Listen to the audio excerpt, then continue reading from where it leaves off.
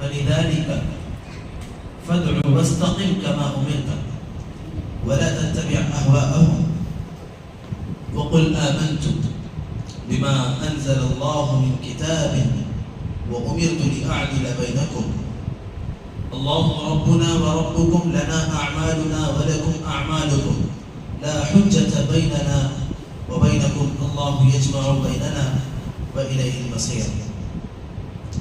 اس آیت کریمہ میں اللہ تبارک و تعالیٰ نے چھوٹے چھوٹے ٹکڑوں میں مختلف تعلیمات پیش کی.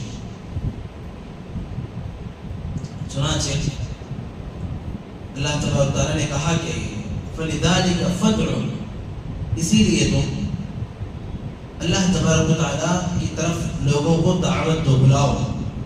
وَاسْتَقِمْ كَمَا أُمِرْتَ، اور جس طریقے سے تمہیں حکم دیا جا رہا ہے اسی طریقے سے تم اللہ تبارک و تعالیٰ کے پیغامات اور اللہ تبارک و تعالیٰ کی بات پر جم جاؤ، استقامت اختیار کرو. وَلَا تَتَّبِعْ أَهْوَاءَهُمْ، اور اپنی خواہشات کی پیروی مت کرو. وَقُلْ آمَنْتُ بِمَا أَنزَلَ اللَّهُ مِنْ كِتَابٍ، اور کہہ دو کہ اللہ تبارک و تعالیٰ نے کتاب میں جو کچھ نازل کیا ہے میں اس پر ایمان لاتا ہوں. وَأُمِرْتُ لِأَعْدِلَ بَيْنَكُمْ، اور کہہ دو کہ مجھے حکم دیا گیا ہے کہ میں تم لوگوں کے درمیان عدل اور انصاف سے کام لوں. اللہ ربنا و ربکم، اللہ تبارک و تعالیٰ ہمارا بھی پروردگار ہے اور تمہارا بھی پروردگار ہے. لنا اعمالنا ولکم اعمالکم، ہمارے اعمال ہمارے لیے اور تمہارے اعمال تمہارے لیے. تو اس آیت کریمہ میں مختلف پیغامات دیے گئے ہیں. تو سب سے پہلے اللہ تبارک و تعالیٰ نے کہا فَلِذَلِكَ فَادْعُ، لوگوں کی طرف دین کی دعوت دو، لوگوں کو دین کی طرف بلاؤ، اللہ کی توحید کی طرف بلاؤ. اور یہ وہ پیغام ہے جس کی وجہ سے اللہ تعالیٰ نے اس امت کو خصوصیت عطا کی. یہ وہ پیغام ہے جس کی وجہ سے اللہ تعالیٰ نے اس امت کو ممتاز بنایا. اللہ تعالیٰ نے کہا کہ کنتم خیر امت اخرجت للناس تأمرون بالمعروف وتنہون عن المنکر وتؤمنون باللہ، کہ تم بہترین امت ہو. کنتم خیر امہ، تم بہترین امت ہو. اخرجت للناس، جو لوگوں کے لیے برپا کیے گئے ہو، لوگوں کے لیے نکالے گئے ہو. تأمرون بالمعروف وتنہون عن المنکر، لوگوں کو بھلائی کا حکم دیتے ہو اور برائی سے روکتے ہو. وتؤمنون باللہ، اور اللہ تعالیٰ پر ایمان رکھتے ہو. تو یہ وہ بنیادی صفت ہے جس کی وجہ سے اللہ تبارک و تعالیٰ نے اس امت کو بقیہ تمام امتوں میں اور اس قوم کو بقیہ تمام اقوام میں ممتاز قرار دیا ہے، بہترین امت قرار دیا ہے. اللہ تعالیٰ نے یہ وہ فریضہ ہے جو جناب محمد رسول اللہ صلی اللہ علیہ وسلم کو دے کر بھیجا تھا. اور یہ فریضہ اللہ کے نبی صلی اللہ علیہ وسلم کی آپ کے رخصت ہونے کے بعد، آپ کی وفات کے بعد اس امت کے تمام افراد کے ذمہ آتا ہے. چنانچہ اللہ کے نبی صلی اللہ علیہ وسلم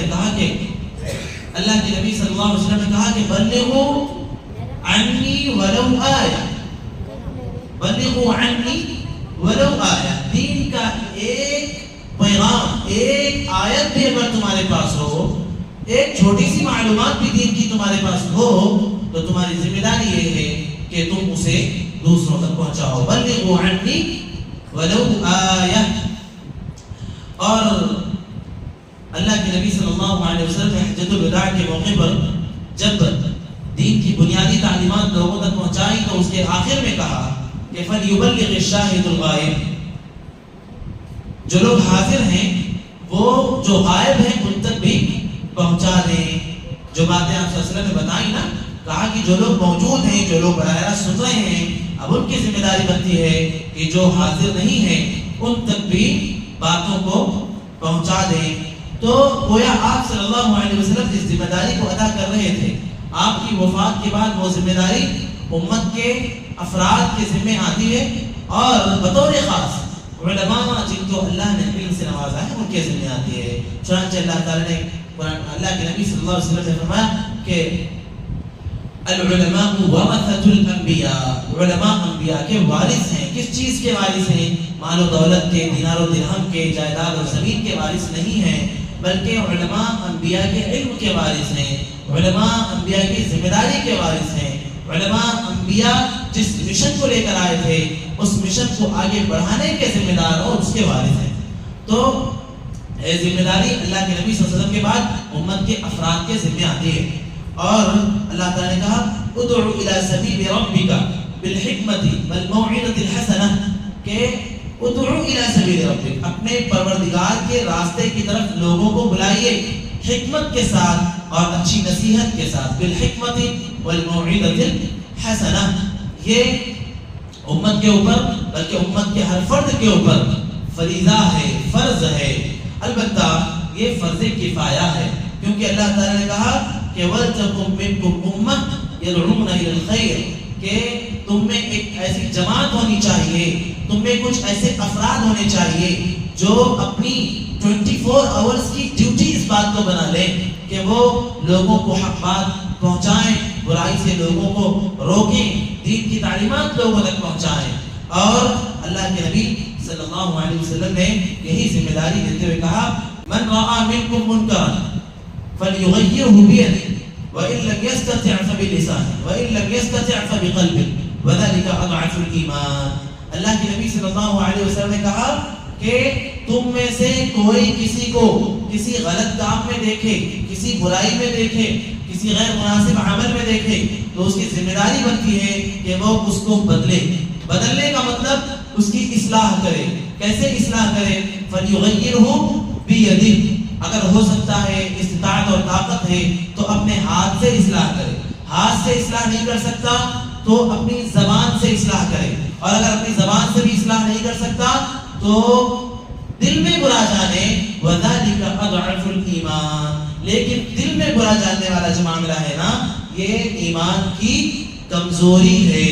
ایمان جس شخص کا کمزور ہو اور وہ اپنے اندر اتنی طاقت اور استطاعت اور ہمت نہ پاتا ہو کہ ہم بات لوگوں کو پہنچائے تو بس کم از کم وہ اتنا کرے کہ وہ دل میں برا جانے.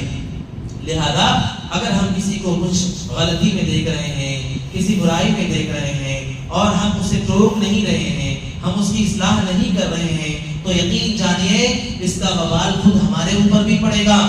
ہم کتنے ہی نمازی کیوں نہ ہوں, ہم کتنے ہی روزے دار کیوں نہ ہوں, ہم کتنا ہی حج و زکات کرنے والے اور دیندار اور تہجد گزار کیوں نہ ہوں, لیکن اگر ہمارے اندر غلطیاں نہیں ہیں, ہمارے بھائی میں غلطیاں ہیں لیکن ہم اس کی اصلاح نہیں کر رہے ہیں تو کل قیامت کے دن اللہ تبارک و تعالیٰ جب اس کی پکڑ کریں گے, اللہ تعالیٰ جب اس کا مواخذہ کریں گے, وہ شکوہ کرے گا کہ پروردگار میرا یہ بھائی یہ مجھے روز بت کے سامنے ہاتھ جوڑ کر کھڑے ہوئے دیکھتا تھا, پروردگار میرا یہ بھائی روز مجھے درگاہ کے لیے پھول خریدتے ہوئے دیکھتا تھا, میرا یہ بھائی مجھے روزانہ فلاں برائی میں فلاں غلطی میں دیکھتا تھا لیکن کبھی بھی مجھے اس نے اصلاح کے لیے نہیں کہا, کبھی بھی مجھے اس نے صحیح بات اور حق بات مجھ تک نہیں پہنچائی. تو بھائیو یاد رکھیے ہماری نمازیں, ہمارے روزے, ہماری نیکیاں یہ کوئی فائدہ نہیں دے گی اگر ہم نے دعوت کے مشن کو اور دعوت کے کام کو اپنے پوری طریقے سے نظر انداز کر دیا. تو یہ بہت بڑی ذمہ داری ہے جس کی طرف اللہ تبارک و تعالیٰ نے یہاں پر حکم دیا ہے فَلِذَلِكَ فَادْعُوا کہ لوگوں کو دعوت دیجیے. اور اللہ تبارک و تعالیٰ نے بتایا قرآن مجید کے اندر مختلف مقامات پر کہ اگر ہماری دعوت اللہ کے نبی صلی اللہ علیہ وسلم کے طریقے کے مطابق نہ ہوئی اور ہماری دعوت کا اثر خود ہمارے اوپر نہ ہوا تو پھر ہماری دعوت بھی بے فائدہ اور بے مقصد ہے. جیسے ہم جس بات کی دعوت دے رہے ہوں ہمارا عمل اس سے خالی ہو, ہم جس بات کی طرف لوگوں کو بلا رہے ہوں عملی زندگی ہماری اس سے عاری ہو, جیسے ہم خود لوگوں کو عمل نماز کی طرف بلائیں, روزے کی طرف بلائیں, دین پر عمل کی طرف بلائیں لیکن ہمارا اندرون ہمارا دل دینداری سے خالی اور دینداری سے عاری ہو, پھر اللہ تعالیٰ کہتے ہیں کہ لِمَ تَقُولُونَ مَا لَا تَفْعَلُونَ ایسی بات کہتے کیوں جو تم خود کرتے نہیں. اللہ تعالیٰ کہتے ہیں كَبُرَ مَقْتًا عِندَ اللَّهِ أَن تَقُولُوا مَا لَا تَفْعَلُونَ اللہ تعالیٰ کو بہت خراب اور بہت بری لگتی ہے یہ بات. اللہ تعالیٰ بہت ناراض ہوتے ہیں اس بات سے کہ تم وہ بات کہو جو تم خود کرتے نہیں ہو. تو اس لیے ہم جس بات کی طرف لوگوں کو دعوت دے رہے ہو سب سے پہلے وہ چیز ہماری اپنی زندگی میں ہونی چاہیے, ہمارا عمل اس کے مطابق ہونا چاہیے. دوسرا پیغام اللہ نے دیا وَاسْتَقِمْ كَمَا أُمِرْتَ جیسے تمہیں حکم دیا ہے ویسے ہی تم اس پر جمے رہو, قائم رہو, اللہ کے نبی صلی اللہ علیہ وسلم کے پاس ایک شخص آتا ہے اور کہتا ہے اللہ کے نبی مجھے کوئی ایسا عمل بتائیے کہ آپ سے پوچھنے کے بعد مجھے کسی اور سے سوال کرنے کی ضرورت نہ پڑے. آپ کہتے ہیں قل آمنت باللہ ثم استقم، کہہ دو کہ میں اللہ پر ایمان لایا اور اس پر جم جاؤ، اس پر قائم رہو. اللہ پر ایمان اگر ہمارے دل میں آیا ہو تو ہم اس ایمان پر راسخ ہوں، اس ایمان پر ہم مضبوطی سے جمے ہوں. ہمارا ایمان کسی بھی آزمائش میں، کسی بھی امتحان کے موقع میں ہمارا ایمان کمزور نہ پڑے، ہم اپنے ایمان کے معاملے میں ہم فیل نہ ہونے پائیں. چنانچہ اللہ کے نبی صلی اللہ علیہ وسلم فرماتے ہیں کہ ایک شخص ایک مکھی کی وجہ سے ایک شخص جہنم میں داخل ہو گیا، اور ایک مکھی کی وجہ سے ایک شخص جہنم میں داخل ہو گیا. سوال کیا گیا کہ اللہ کے رسول کیسے؟ آپ نے کہا کہ ایک شخص وہ ایک مقام سے گزر رہا تھا، وہاں پر کافروں نے اسے پکڑ لیا. دو دوست تھے، کافروں نے انہیں پکڑ لیا اور ان سے کہا کہ قربوا ولو ذبابا، کہ تم بدھ کے نام پر چڑھاوا چڑھاؤ، بدھ کے نام پر کچھ قربانی پیش کرو. تم اگر کوئی بڑی چیز پیش نہیں کر سکتے تو ایک مکھی ہی کیوں نہ پیش کرو، لیکن بہرحال تم ایک مکھی پیش کرو. دونوں بڑے ایمان والے تھے. ان میں سے ایک نے کہا کہ چلو مجبور ہیں، ہم کیا کریں، مان لیتے ہیں ان کی بات. چنانچہ اس نے ایک مکھی کو پکڑا، اسے مارا اور اس بدھ کے اوپر اسے پیش کر دیا، چڑھاوا چڑھا دیا، بدھ کے لیے اس نے قربانی پیش کر دی. لہذا اس ایک مکھی کی وجہ سے، جس کی کوئی حیثیت نہیں ہے، اس ایک مکھی کی وجہ سے اللہ تعالیٰ نے اسے جہنم میں داخل کر دیا. جو دوسرا شخص تھا اس نے کہا کہ ایک مکھی ہی کیا، اس سے بھی چھوٹی چیز بھی ہو تب بھی میں اللہ کے مقابلے میں کسی اور کے نام پر پیش نہیں کر سکتا. لہذا اللہ تبارک و تعالیٰ کے پاس، لہذا کیا ہوا، جن لوگوں نے اس سے کہا تھا کہ مکھی ہی پیش کرو، جب وہ اپنی بات پر جمع رہا کہ میں نہیں کروں گا تو ان لوگوں نے اسے شہید کر دیا، قتل کر دیا ان لوگوں نے. لہذا جب وہ شہید ہو گیا، اسے ایک مکھی کے قربان کرنے کے لیے وہ ضد کر کے اور شہید ہو گیا، شہادت پایا اس نے، تو اللہ تبارک و تعالیٰ کے بعد اس کے لیے جنت مل گئی. لہذا میرے بھائیوں، کتنی ہی مشکل کیوں نہ ہو، کتنا ہی حالات خراب کیوں نہ ہو، کیسا بھی موقع کیوں نہ ہو، ہم اپنے ایمان میں نہایت مضبوط ہونا چاہیے. اللہ کے نبی صلی اللہ علیہ وسلم کہتے ہیں کہ لا تشرک باللہ شیئا وَإِن قُتِلْتَ أَوْ حُرِّقْتَ، کہ اللہ کے ساتھ کسی کو شریک مت ٹھہراؤ، خواہ تمہیں جلا ڈالا جائے یا خواہ تمہیں قتل کر دیا جائے. تو کتنی بڑی قربانی کی بات ہے. ہر طرح کی مصیبت جھیل لو لیکن اللہ رب العالمین کے مقابلے میں کسی اور چیز کو شریک مت ٹھہراؤ، اللہ تعالیٰ کے حکم کے مقابلے میں کسی اور کے حکم کو تسلیم مت کرو. چنانچہ ہم دیکھیں صحابہ کرام میں سے غالباً ابو ہریرہ رضی اللہ عنہ یا بلال رضی اللہ عنہ کا واقعہ کہ ان کی والدہ ان کے ایمان لانے کی وجہ سے بڑی سخت ناراض تھی، چونکہ ایمان لانے سے پہلے بہت محبت کرتی تھی. اب انہوں نے کہا کہ جب تک تو ایمان جو لایا ہے تو جب تک تو اس سے پلٹ نہیں جاتا، جب تک تو اپنے اس معاملے سے برات نہیں کر دیتا، اس وقت تک میں کھانا نہیں کھاؤں گی. بہت زیادہ پریشان ہو جاتے ہیں کہ میری ماں گرچہ وہ کافر ہے لیکن وہ کھانا نہیں کھائے گی. فطری محبت تو ہوتی ہے نا. لہذا اللہ کے نبی صلی اللہ علیہ وسلم کے پاس آئے اور کہا کہ اللہ کے نبی میری والدہ ایسا کہہ رہی ہے اور وہ اپنی بات پر قائم ہے کہ اگر میں دین سے دوبارہ پھر نہ گیا اور ان کے مذہب کو اختیار نہ کر لیا تو وہ کھانا نہیں کھائیں گی، اور اگر انہوں نے مستقل ایسے کھانے کو چھوڑ دیا تو وہ کہیں وفات نہ پا جائیں، بھوک کی وجہ سے کہیں وہ بیماری کی شکار نہ ہو جائے، وفات نہ پا جائے. اللہ کے نبی نے کہا کہ اپنے ایمان پر قائم رہو، اپنے دین پر ثابت قدم رہو. وہ آئے صحابی رسول اور انہوں نے اپنی ماں سے کہا کہ تم یقیناً اے میری ماں، یقیناً میں تم سے بہت محبت کرتا ہوں، بالآخر آپ میری ماں ہو جنہوں نے مجھے جنا ہے، میں تم سے بہت محبت کرتا ہوں، لیکن یاد رکھو میں جس ذات پر ایمان رکھتا ہوں وہ میرے نزدیک آپ سے کہیں زیادہ محبوب ہے. لہذا آپ ہی نہیں بلکہ آپ جیسی کئی جانیں اس دین پر ایمان لانے کے نام پر مجھے قربان کرنا پڑے تو مجھے اس کا کوئی فرق اور کوئی اثر مجھ پر نہیں پڑے گا. تو اس قدر انہوں نے اپنے استقامت کو ظاہر کیا. تو اس طریقے سے ہمارا ایمان مضبوط ہونا چاہیے. استقامت بڑی اہم چیز ہے. اسی طرح اللہ تعالیٰ کا وَلَا تَتَّبِعْ أَهْوَاءَهُمْ، اپنے من کی پیروی مت کرو، خواہشات کی پیروی مت کرو. خواہشات کی پیروی کا نتیجہ کیا ہوگا؟ شیطان جس نے اللہ سے وعدہ کیا ہے کہ میں بندوں کو گمراہ کروں گا، وہ تو بالآخر بندوں کی گمراہی کے لیے ہر ممکن کوششیں کرے گا. پھر وہ تو ہمارے دل کو نعوذ باللہ برائی کی طرف ہی مائل کرے گا. چنانچہ اللہ نے کہا کہ وَلَا تَتَّبِعِ الْهَوَىٰ فَيُضِلَّكَ عَنْ سَبِيلِ اللَّهِ، خواہشات کی پیروی مت کرو کیونکہ خواہشات یہ تمہیں اللہ کی راہ سے روک دینے والے ہیں. اس لیے خواہشات کی پیروی کرنا مطلب یہ کہ اپنے آپ کو خواہش کا بندہ بنا لینا. اللہ تعالیٰ کی بندگی زبان سے صرف ادا کریں لیکن ہمارے دل میں جو ہو وہ خواہشات کی اور اپنے من کی اور اپنے دل کی پیروی اور عبادت ہو. تو یہ بڑی خطرناک بات ہے. اور آج اکثریت اور میجارٹی کا حال یہ ہے کہ وہ اللہ کی عبادت کی بات تو کرتے ہیں، اپنے آپ کو اللہ کے بندے ہونے کا دعویٰ تو کرتے ہیں. عبداللہ نام ہے، عبد الرحمن نام ہے، مسلمان نام والے ہیں، اللہ کے بندے ہونے کی بات کرتے ہیں، دین کی باتیں بھی کرتے ہیں، لیکن جب خود کا مسئلہ آتا ہے تو خواہش یا دل جیسا کہتا ہے ویسا کرتے ہیں وہ، اور اللہ رب العالمین کے یا نبی صلی اللہ علیہ وسلم کے پیغامات کو ایک طرف رکھتے ہیں. حالانکہ معاملہ ایسا نہیں ہونا چاہیے. ہم مضبوطی کے ساتھ اللہ تبارک و تعالیٰ کی بندگی میں جمے رہیں اور اسی پر قائم رہیں. اللہ نے کہا وَقُلْ آمَنْتُ بِمَا أَنزَلَ اللَّهُ مِنْ کتاب، کہ اللہ رب العالمین نے جو کتاب نازل کی ہے میں اسی پر ایمان لاتا ہوں، میں اسی کا مومن ہوں، میں اسی پر، میرا ایمان اسی پر ہے. وَأُمِرْتُ لِأَعْدِلَ بَيْنَكُمْ، اور میں حکم دیا گیا ہوں کہ تمہارے درمیان انصاف سے کام لو. اللہ کے نبی صلی اللہ علیہ وسلم نے بھی انصاف سے کام دیا. چنانچہ ایک صحابی رسول نعمان بن بشیر رضی اللہ عنہ آتے ہیں اور کہتے ہیں اللہ کے رسول میں اپنے بیٹے کو کچھ ہبہ کرنا چاہتا ہوں، کچھ ہدیہ دینا چاہتا ہوں، اور میں چاہتا ہوں کہ میرے اس ہبہ پر آپ بھی گواہ رہیں تاکہ میری جو اور دوسری اولادیں ہیں وہ اعتراض نہ کر سکیں.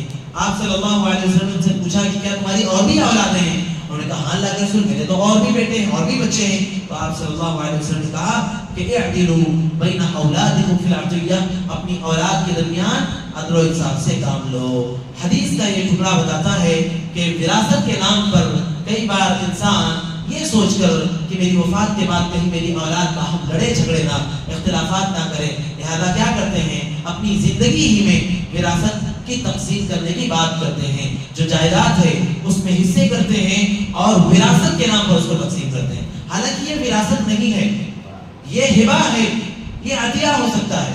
وراثت کا مطلب یہ ہے کہ جس کی وراثت ہے وہ وفات پا چکا ہے، اب اس کے حقدار اس کی اولاد یا اس کے اولاد کے نام ہونے کی صورت میں جو بھی اس کے حقدار بنتے ہیں وہ اس کے حصے دار ہیں، وہ اس کے حقدار ہیں.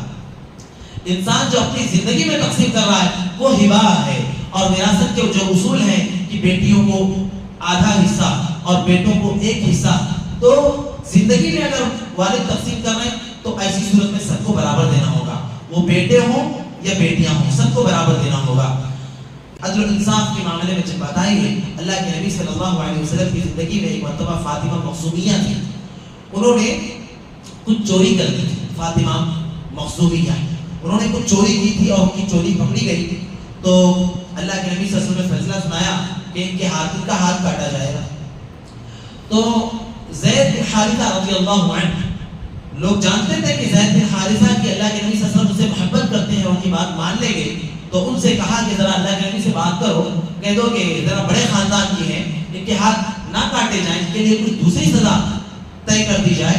تو اللہ کے نبی صلی اللہ علیہ وسلم سخت غضبناک ہوئے اور کہا کہ لو سرقت فاطمہ بنت محمد لقطعت یدها، فاطمہ بنت محمد بھی اگر چوری کریں عدل کا دستور ہے کہ ہاتھ کاٹا جائے گا. میری بیٹی فاطمہ بھی اگر چوری کرتی تو میں اس کا بھی ہاتھ کاٹتا. تو کہتے ہو کہ بڑے خاندان کے ہیں، دین کے اندر کوئی خاندان بڑا نہیں ہے، بس ایک بنیاد پر کوئی بڑا اور چھوٹا ہوتا ہے. اللہ تعالیٰ نے کہا ان اکرمکم عند اللہ اتقاکم، تم میں اللہ تعالیٰ کے نزدیک سب سے محترم، سب سے باعزت اور سب سے بڑا وہ ہے جو تم میں تقوی، اللہ کا خوف اور اللہ کے ڈر کی وجہ سے جو سب سے زیادہ وہ بڑا ہے. لہذا ہر معاملے میں عدل و انصاف کا خیال رکھنا چاہیے. ایک مرتبہ ایک یہودی اور ایک مسلمان دونوں کا آپس میں کسی مسئلے میں اختلاف ہو گیا. دونوں اپنا جھگڑا اللہ کے نبی صلی اللہ علیہ وسلم کے پاس لے کر گئے. تو اللہ کے نبی صلی اللہ علیہ وسلم نے پوری بات کو سنا اور اس کے بعد عدل و انصاف کے تقاضے کے مطابق آپ نے یہودی کے حق میں فیصلہ سنایا. یہودی کے حق میں، اس کے باوجود کہ مسلمان اپنا آدمی تھا، اپنے آدمی کے لیے فیصلہ سنایا، یہودی کے حق میں فیصلہ سنایا. تو اس مسلمان کو لگا کہ یہ کیا، میں عمر کے پاس جاتا ہوں، عمر زیادہ جذباتی ٹائپ کے آدمی ہیں، میں ان کے پاس جا کر بات کرتا ہوں. تو کہا کہ ایسا ہے چلو عمر کے پاس چلتے ہیں. تو عمر رضی اللہ عنہ کے پاس یہ دونوں آئے. عمر رضی اللہ عنہ سے بیان کیا اس مسلمان نے کہ دیکھو ایسی بات ہے اور اللہ کے نبی کے پاس گئے تو آپ نے یہودی کے حق میں فیصلہ سنا دیا. عمر رضی اللہ عنہ نے کہا کہ ٹھیک ہے ایک منٹ رکو میں آتا ہوں. گھر کے اندر گئے اور آئے اور سیدھا آ کر اس مسلمان کی تلوار قلم کر دی, قتل کر دیا اسے.